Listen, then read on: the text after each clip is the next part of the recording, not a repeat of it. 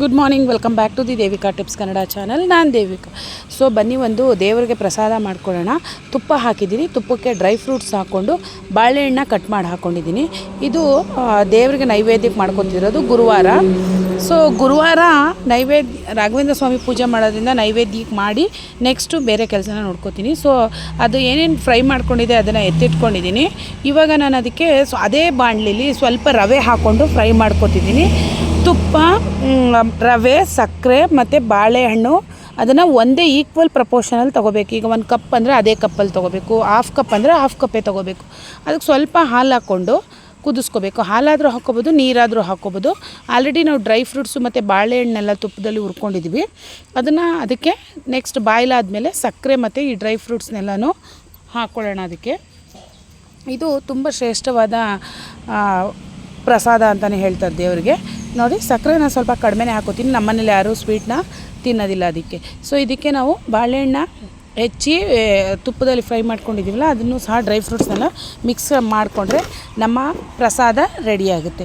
So ಬನ್ನಿ ಇವಾಗ ಪೂಜೆಗೆ ರೆಡಿ ಮಾಡ್ಕೊಳ್ಳೋಣ. ಇನ್ನೊಂದು ಪೂಜೆ ವ್ಲಾಗ್ನ ನಾನು ಲೈವಲ್ಲೇ ನಿಮಗೆ ಅಪ್ಡೇಟ್ ಮಾಡಿರ್ತೀನಿ ಪ್ರತಿ ಗುರುವಾರ. ಸೊ ಈ ಪೂಜೆ ಎಲ್ಲ ಆದಮೇಲೆ ನೆಕ್ಸ್ಟ್ ನಾವಿವಾಗ ಸ್ಕೂಲ್ಗೆ ಹೋಗಬೇಕು. ಲೇಖನ ಸ್ಕೂಲಲ್ಲಿ ಪೇರೆಂಟ್ಸ್ ಮೀಟಿಂಗ್ ಇದೆ. ಬನ್ನಿ ಹೋಗಿ ಬರೋಣ ಪೂಜೆ ಮಾಡಾದಮೇಲೆ. Welcome back to the Devika tips Kannada channel. ನಾನು ದೇವಿಕಾ.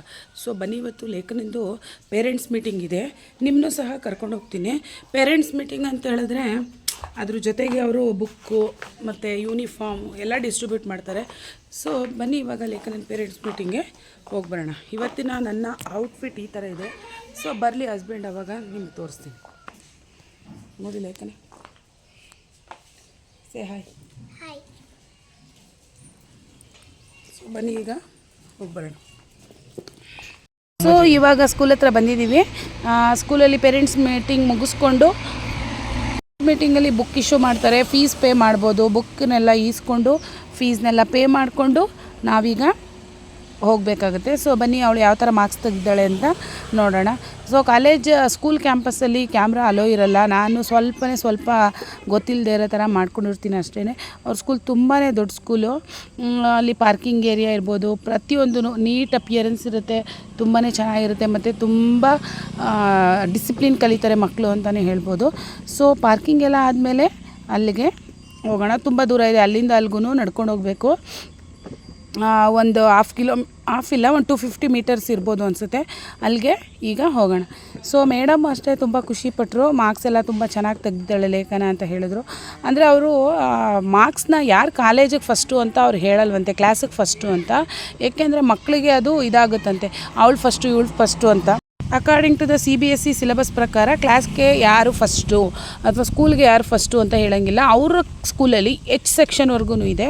ಸೊ ಈ ಇಯರ್ಲಿ ಅವರು ಸೆಕ್ಷನ್ನ ಚೇಂಜ್ ಮಾಡ್ತಾರೆ.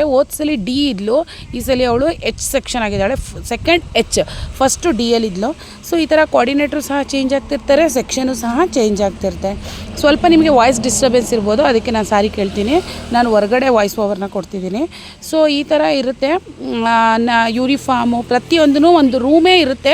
ಮೆಷರ್ಮೆಂಟ್ ಅಂದರೆ ಈಗ XL, XXL ಆ ಥರ ಮೆಷರ್ಮೆಂಟಲ್ಲಿ ಪ್ರತಿಯೊಂದು ಯೂನಿಫಾರ್ಮು ಸ್ಟಿಚ್ಚಾಗಿ ರೆಡಿಯಾಗಿ ಒಂದು ಕೌಂಟರಲ್ಲಿ ಓಪನ್ ಮಾಡಿರ್ತಾರೆ.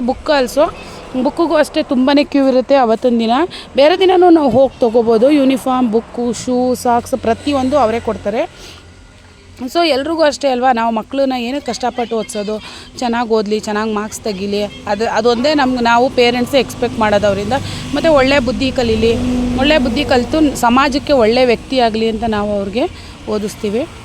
ಸೊ ಇದು ಅವರ ಕ್ಲಾಸು. ಸೊ ಬನ್ನಿ, ಇದು ಅವರ ಕ್ಲಾಸ್ ರೂಮು. ಇಲ್ಲಿ ಒಳಗಡೆ ಎಲ್ಲ ಕ್ಲಾಸ್ ರೂಮಲ್ಲಿ ಅಲೋ ಮಾಡಲ್ಲ. ಸೊ ಒಂದು ಫೋಟೋ ಹಾಕ್ತೀನಿ ಅವ್ರ ಜೊತೆ, ಮೇಡಮ್ ಜೊತೆ ಇದ್ದಿದ್ದು. ಸೊ ಬನ್ನಿ ಇವಾಗ ಪೇರೆಂಟ್ಸ್ ಮೀಟಿಂಗ್ನ ಮುಗಿಸ್ಕೊಂಡು ನಾವು ಬ್ರೇಕ್ಫಾಸ್ಟ್ಗೆ ಹೋಟೆಲ್ಗೆ ಹೋಗ್ತಿದ್ದೀವಿ. ಏಕೆಂದರೆ ಕಾಲೇಜ್ ಇದ್ದಿದ್ದರಿಂದ ನನಗೆ ಅವತ್ತು ನಾನು ಪೇರೆಂಟ್ಸ್ ಮೀಟಿಂಗ್ ಮುಗಿಸ್ಕೊಂಡು 10 o'clock ಅಷ್ಟು ಟೈಮ್ಗೆ ನಾನು ಕಾಲೇಜ್ಗೆ ಹೋಗಬೇಕಿತ್ತು. ಸೊ ಬ್ರೇಕ್ಫಾಸ್ಟ್ ಮಾಡೋಣ ಅಂತ ಕದಂಬ ವೆಜ್ಜಿಗೆ ಬಂದಿದ್ದೀನಿ. BM ರೋಡಲ್ಲಿದೆ. ತುಂಬಾ ಕಾಸ್ಟ್ಲಿ ಅನಿಸುತ್ತೆ, ಪ್ರೈಸಸ್ ಎಲ್ಲ ತುಂಬಾ ಕಾಸ್ಟ್ಲಿ ಇತ್ತು. ಸೊ ಒಂದು ಕಾಫಿನೇ 50 ರೂಪೀಸ್ ಇರುತ್ತೆ. ಬಟ್ ಆ ಕಾಫಿ ಮೋರ್ ದೆನ್ 200 ml ಇರುತ್ತೆ. ಅದನ್ನು ಒಬ್ಬರಂತೂ ಕುಡಿಯೋಕ್ಕಾಗಲ್ಲ, ತುಂಬಾ ದೊಡ್ಡ ಕಪ್ ಅಂತಲೇ ಹೇಳ್ಬೋದು. ಇಲ್ಲಿ ಬ್ರೇಕ್ಫಾಸ್ಟ್ ಮುಗಿಸ್ಕೊಂಡು ನಾವು ಆ್ಯಸ್ ಯೂಶ್ವಲ್ ಕೆಲ್ಸಕ್ಕೆ ಹೋದು. ಬ್ರೇಕ್ಫಾಸ್ಟ್ ಅಂತ ಹೇಳಿದ್ರೆ ಲೈಟಾಗೆ ತೊಗೊಂಡು ಒಂದು ಬಿಸಿಬೇಳೆ ಬಾತು, ಒಂದು ಗೀ ರೋಸ್ಟ್ ಅದನ್ನು ತಿಂದ್ಕೊಂಡು ನಾನು ಕಾಲೇಜ್ಗೆ ಹೋದೆ. ಹಸ್ಬೆಂಡು ಕೆಲ್ಸಕ್ಕೆ ಹೋದರು, ಲೇಖನ ಮನೆಗೆ ಹೋದ್ಲು.